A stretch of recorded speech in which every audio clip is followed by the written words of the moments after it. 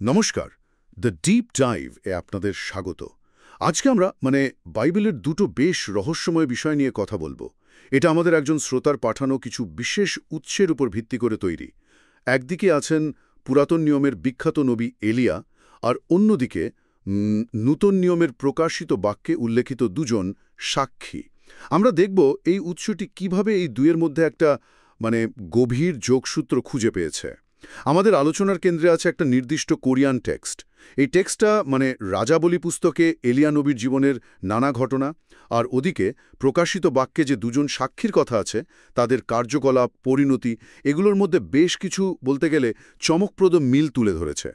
ভাবনার বিষয় হলো, এই উৎস বলছে এলিয়ার জীবন কাহিনী আসলে শেষ সময়ে যা ঘটবে তারই একটা পূর্বাভাস বা মডেল।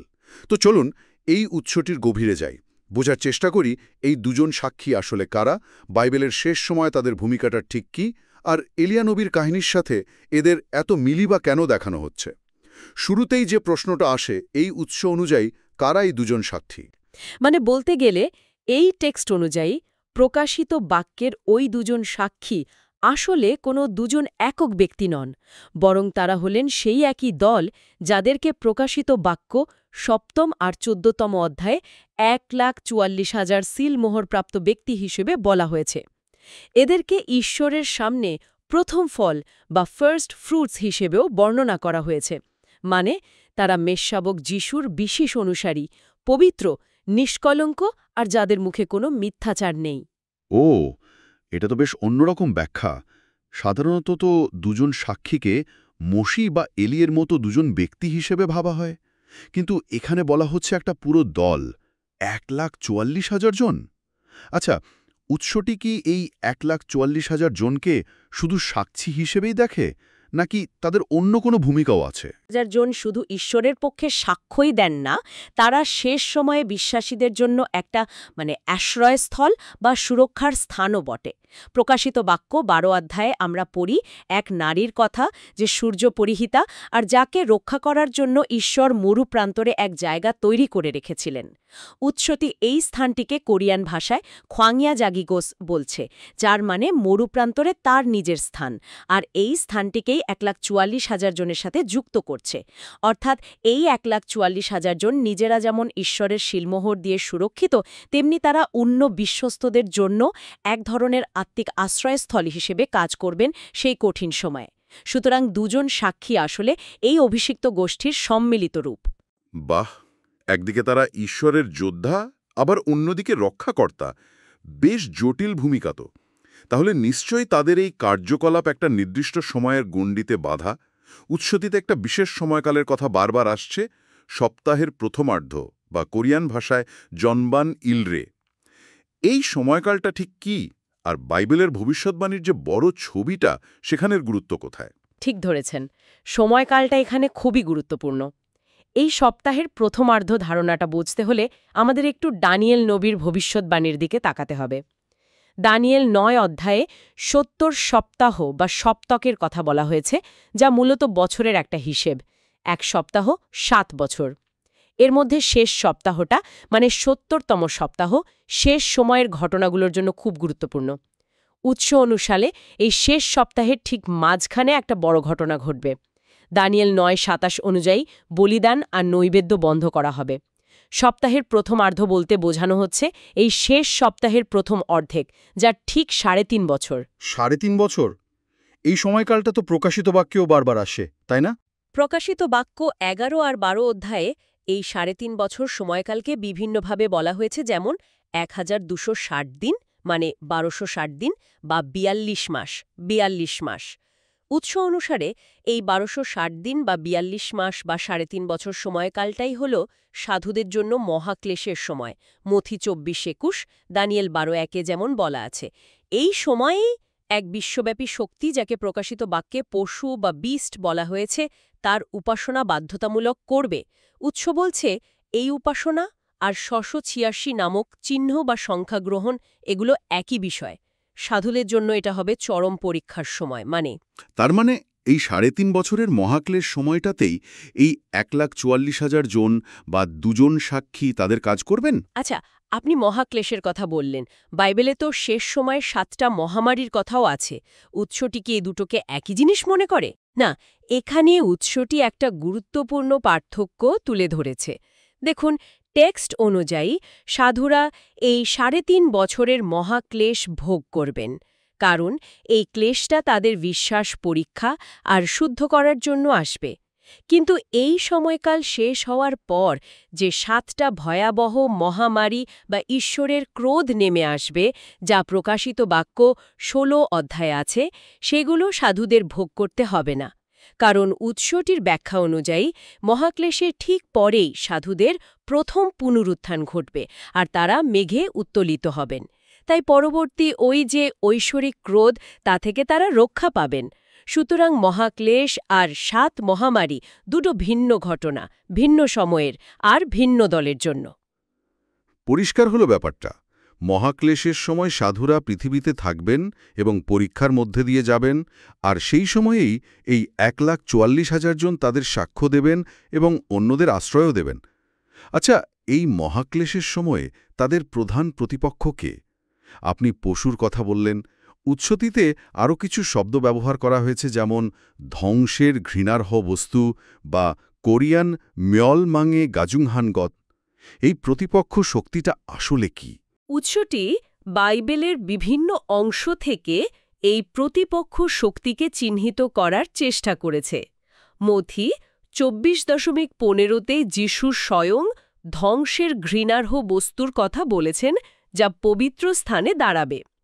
2 থিসলোনিকীয় 2 অধ্যায়ে পৌল বিনাশের পুত্র বা অধর্মের মানবের কথা বলেছেন, যে নিজেকে ঈশ্বর বলে দাবি করবে। দানিয়েল 9.27-এও এমন এক ধ্বংসকারী ঘৃণবস্তুর উল্লেখ আছে। আর প্রকাশিত বাক্য 13 আর 17 অধ্যায়ে আমরা পাই সেই বিখ্যাত পশু আর বাবিলের বেশ্যার কথা। উৎসটির মতে এই সবগুলোই আসলে একই ঈশ্বর বিরোধী সত্তা বা ব্যবস্থার বিভিন্ন রূপ বা প্রকাশ। তার মানে এই সবগুলো ভিন্ন ভিন্ন নাম আসলে একই চূড়ান্ত প্রতিপক্ষকে নির্দেশ করছে? হ্যাঁ, উৎসটি সেভাবেই ব্যাখ্যা করছে। আরও একটা মজার বিষয় হল, উৎসটি প্রকাশিত বাক্য 17 অধ্যায়ের উপর ভিত্তি করে এই পশুর ক্ষমতার 2টো পর্যায়ে বর্ণনা করে। প্রথম পর্যায়ে এই পশুর শক্তিটি একটা বিশাল ধর্মীয় রাজনৈতিক ব্যবস্থার দ্বারা, মানে যাকে বাবিলের বেশ্যা বলা হয়েছে, তার দ্বারা নিয়ন্ত্রিত বা তার বাহন হিসেবে কাজ করে। কিন্তু পরে দ্বিতীয় পর্যায়ে এই পশুই সেই বেশ্যাকে ঘৃণা করে ধ্বংস করে দেয় আর নিজেই চূড়ান্ত ক্ষমতার অধিকারী হয়। সপ্তাহের প্রথমার্ধে, অর্থাৎ ওই 1260 দিনের মহাক্লেশের সময়, এই পশু বা তার প্রতিনিধি, মানে ধ্বংসের ঘৃণার্হ বস্তু, নিজেকে প্রতিষ্ঠিত করবে এবং তার উপাসনা আর চিহ্ন, মানে 666 গ্রহণের জন্য বিশ্বব্যাপী চাপ সৃষ্টি করবে। এই শক্তির বিরুদ্ধেই 2 জন সাক্ষী বা 14,400 জন তাদের মূল প্রতিরোধটা গড়ে তুলবেন। এলিয়া নবীর জীবনের সাথে মেলায়। ঠিক, এখানেই উৎসটির মূল আকর্ষণ। টেক্সট অনুযায়ী তাদের কাজগুলো এলিয়ার জীবনের ঘটনার সাথে আশ্চর্য রকমভাবে মিলে যায়। প্রথমত, তারা চটবস্ত্র পরে 1260 দিন ধরে ভাববাণী বলবেন, প্রকাশিত বাক্য 11:3-এ আছে। চটবস্ত্র হল অনুতাপ, শোক, জরুরি সতর্কবার্তার প্রতীক আর কি। তাদের মূল বার্তা হবে সেই পশু শক্তির উপাসনা আর তার চিহ্ন গ্রহণ থেকে মানুষকে বিরত রাখা। উৎসটি এই ভাববাণী বলার কাজকে প্রকাশিত বাক্য 10 অধ্যায়ে যোহানের ছোট পুস্তক খাওয়ার ঘটনার সাথে তুলনা করে। যোহানকে যেমন বলা হয়েছিল ওই পুস্তক খেয়ে আবার ভাববাণী বলতে, তেমনি এই 14,400 জনও যেন সেই অনন্ত সুসমাচার গ্রহণ করে শেষ সময় তা প্রচার করবেন। আর তাদের সুরক্ষামূলক ভূমিকার কথা বলছিলেন। দের জন্য সেই আশ্রয়স্থল হবেন। প্রকাশিত বাক্য 12:6-14-তে আছে। এটা অনেকটা ধরুন এলিয়া নবীর সারেফাতির বিধবাকে দুর্ভিক্ষের কঠিন সময়ে অলৌকিকভাবে রক্ষা করার মতো। 1 রাজাবলী 17 অধ্যায়ে যা আছে। এলিয়া যেমন সেই বিধবা আর তার পুত্রকে বাঁচিয়ে রেখেছিলেন, তেমনি এই 144,000 জনও মহাক্লেশের সময়ে ঈশ্বরের লোকদেরকে টিকিয়ে রাখতে সাহায্য করবেন। এটা তো গেল তাদের ভূমিকা। কিন্তু প্রকাশিত বাক্য 11 অধ্যায়ে তাদের কিছু অলৌকিক ক্ষমতার কথাও বলা হয়েছে, যা বেশ ভীতি জাগানিয়া। এলিয়ার সাথে এর মিল কোথায়? ঠিক এই ক্ষমতার বর্ণনার মধ্যেই এলিয়ার ছায়া সবচেয়ে স্পষ্টভাবে দেখা যায়। আসুন এক এক করে দেখি। প্রথমত বলা হয়েছে তাদের এই ক্ষমতা আছে যে তারা চাইলে 3.5 বছর আকাশ বন্ধ রাখতে পারবেন, যাতে পৃথিবীতে বৃষ্টি না হয়। প্রকাশিত বাক্য 11:6। এটা হুবহু এলিয়া নবীর ঘটনার প্রতিধ্বনি। তিনি ঈশ্বরের কাছে প্রার্থনা করে ঠিক 3.5 বছর ইসরায়েলে বৃষ্টি বন্ধ রেখেছিলেন। এক রাজাবলী 17:1। আর নতুন নিয়মে লুক 4:25, যাকব 5:17তেও এর উল্লেখ আছে। দ্বিতীয়ত বলা হয়েছে তাদের মুখ থেকে আগুন বের হয়ে তাদের শত্রুদের গ্রাস করবে। প্রকাশিত বাক্য 11:5। এটাও এলিয়ার জীবনের এক বিখ্যাত ঘটনার কথা মনে পড়ায়। যখন অহশিয়ার রাজার সৈন্যরা তাকে ধরতে এসেছিল, এলিয়া দুবার আকাশ থেকে আগুন নামিয়ে তাদের 50 জন করে সৈন্যদলকে ভস্ম করে দিয়েছিলেন। 2 রাজাবলী 1:10-12। তৃতীয়ত তাদের জলকে রক্তে পরিণত করেন এবং যখনই তারা চাইবেন নানা রকম মহামারী দিয়ে পৃথিবীকে আঘাত করার ক্ষমতা থাকবে। প্রকাশিত বাক্য 11:6। জলকে রক্তে পরিণত করার ক্ষমতা আমাদের মোশি আর হারনের কথা মনে করিয়ে দেয়, যারা মিশরে ঈশ্বরের শক্তিতে এই কাজ করেছিলেন। যাত্রাপুস্তক 7:19। মহামারী আনার ক্ষমতাও মোশির সময়ের মিশরীয় প্লেগগুলোর সাথে তুলনীয়। চতুর্থত উৎসটি একটা শক্তিশালী কোরিয়ান শব্দ ব্যবহার করে বলছে যে তারা পশুর শক্তিকে চূর্ণ বিচূর্ণ করে দেবে। জিমসাং সেরিয়গেল বাক্সালনেন্দা এর মানে দাঁড়ায় পশুর ক্ষমতাকে ভেঙে গুড়িয়ে দেওয়া। এটা প্রকাশিত বাক্য 11:5-এর ব্যাখ্যায় আছে, যা সখরিয়া 12:6 পদের সাথেও সম্পর্কিত। এটা সরাসরি এলিয়ের কর্মল পর্বতের ঘটনার সাথে মেলে, যেখানে তিনি একা বায়াল ধর্মের 850 জন ভাববাদীর মুখোমুখি হয়েছিলেন, তাদের পরাজিত করেছিলেন এবং পরে তাদের হত্যা করেছিলেন। 1 রাজাবলী 18 অধ্যায়। আশ্চর্য মিল তো।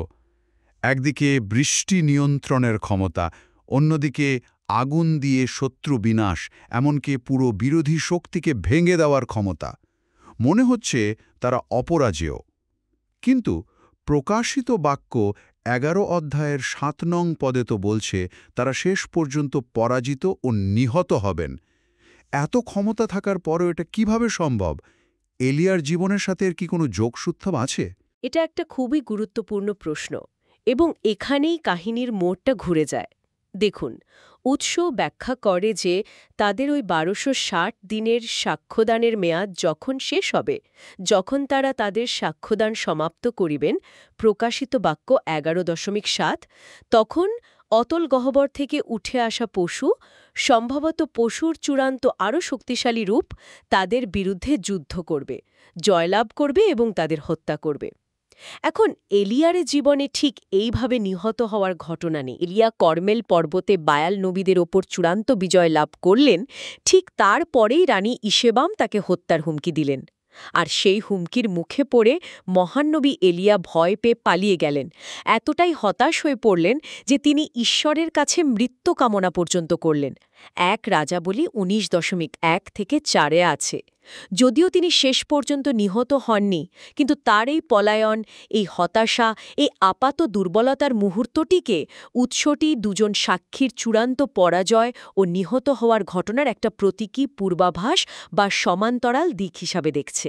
মানে বিজয়ের পরেও এক ধরনের আঘাত বা পরাজয়ের সম্মুখীন হওয়া। তার মানে তাদের ক্ষমতা অসীম নয়, একটা নির্দিষ্ট সময় পর্যন্তই কার্যকর। কিন্তু এখানেই তো শেষ নয়। তাদের মৃত্যুর পর যা ঘটে তা তো আরও নাটকীয়। প্রকাশিত বাক্য 11 অধ্যায়ের 11-12 পদে যা লেখা আছে সেটা তো মানে অবিশ্বাস্য। একদম। তাদের মৃতদেহ 3.5 দিন ধরে জেরুজালেমের রাস্তায় পড়ে থাকবে, যাকে আত্মিকভাবে সোদম ও মিশর বলা হয়েছে। শত্রুরা উল্লাস করবে।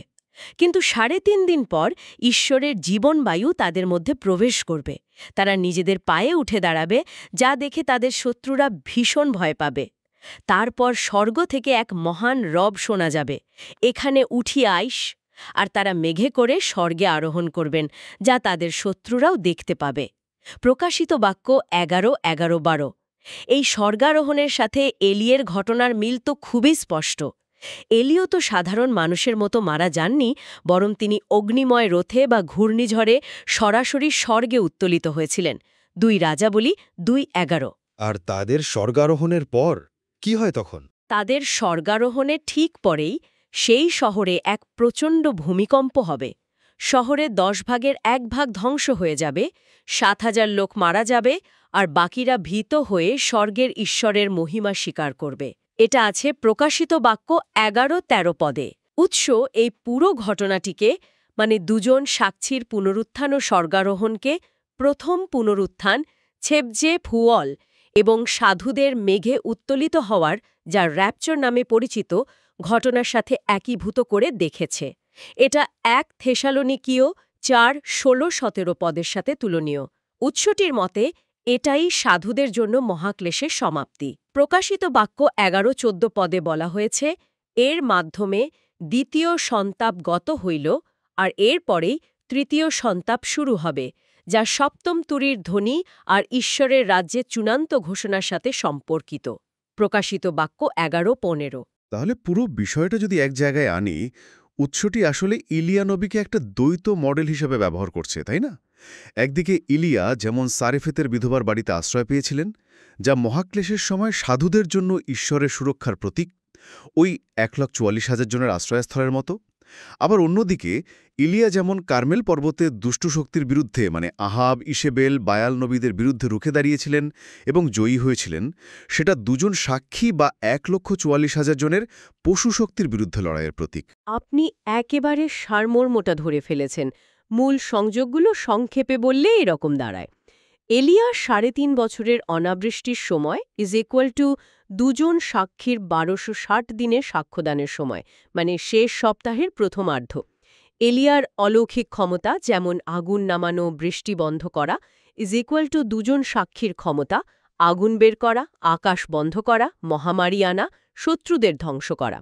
এলিয়ার সাথে তখনকার দুষ্ট শাসক আর ধর্মীয় নেতাদের সংঘাত, = 2 জন সাক্ষীর সাথে শেষ সময়ের পশু শক্তি আর তার অনুসারীদের সংঘাত।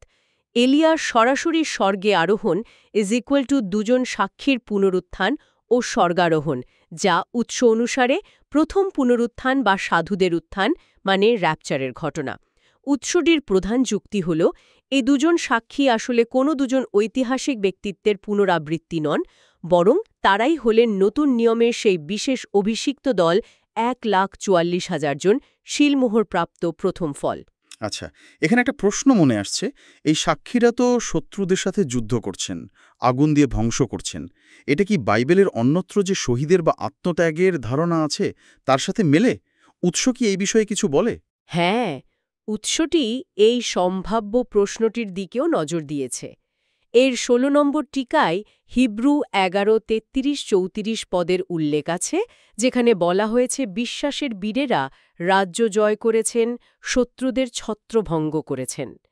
দেখে মনে হতে পারে এটা হয়তো অহিংস শাহাদাতের ধারণার বিপরীত, কিন্তু উৎসটি এর উত্তরে বলছে, যেহেতু এই 2 জন সাক্ষী শেষ পর্যন্ত শত্রুর হাতে পরাজিত ও নিহত হন, প্রকাশিত বাক্য 11:7, তাই তাদের কার্যকলাপকে শাহাদাতের পরিপন্থী হিসেবে দেখা উচিত নয়, বরং তাদের এই চূড়ান্ত আত্মত্যাগই তাদের দীর্ঘ সাক্ষ্যদানকে পূর্ণতা দেয় এবং প্রমাণ করে যে তারা ঈশ্বরের জন্য জীবন দিতেও প্রস্তুত ছিলেন।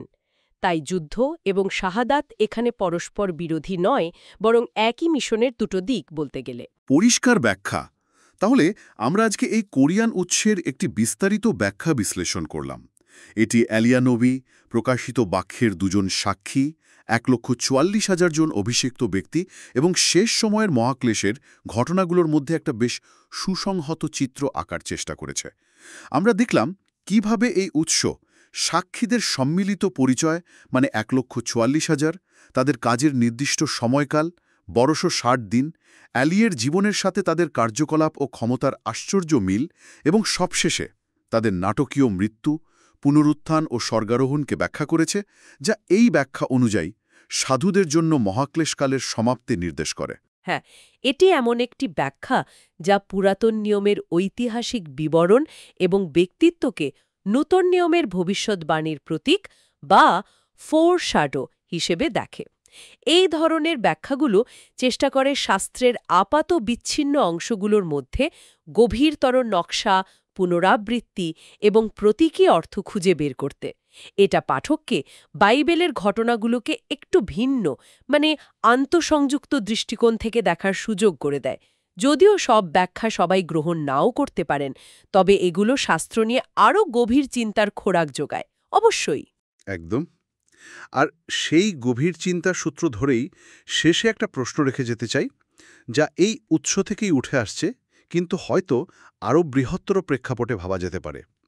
উৎসটি যোহানের সেই ছোট পুস্তক খাওয়ার ঘটনাকে, প্রকাশিত বাক্য 10, ব্যাখ্যা করেছে অনন্ত সুসমাচার গ্রহণ এবং পবিত্র আত্মার দ্বারা ক্ষমতায়িত হওয়া হিসেবে। টিকা 19, 20, 21 আছে। এই পুস্তক খাওয়া বা ঈশ্বরের শিলমোহর প্রাপ্তি সেই 44,000 জনকে মহাক্লেশের কঠিন সময়ে নির্ভীকভাবে ভাববাণী গলার শক্তি জুগিয়েছিল। এখন প্রশ্ন হল, এই সিলমোহর প্রাপ্তি বা ঈশ্বরের আত্মা দ্বারা ক্ষমতায়নের ধারণাটি, যা আসলে ঈশ্বরের সুরক্ষা ও নির্দেশনায় চালিত হওয়ার প্রতীক, আজকের দিনে বিশ্বাসীদের জন্য কী অর্থ বহন করতে পারে? নির্দিষ্টভাবে শেষ সময়ের ওই প্রেক্ষাপটের বাইরেও জীবনের নানা ব্যক্তিগত ও সমষ্টিগত চ্যালেঞ্জ, সংকট বা প্রতিকূলতার মুখোমুখি হওয়ার ক্ষেত্রে ঈশ্বরের দেওয়াই আত্মিক শক্তি, জ্ঞান ও সুরক্ষা কিভাবে সাধারণ মানুষকে পথ দেখাতে পারে, এটা নিয়ে আমরা নিজেরা ভাবতে পারি।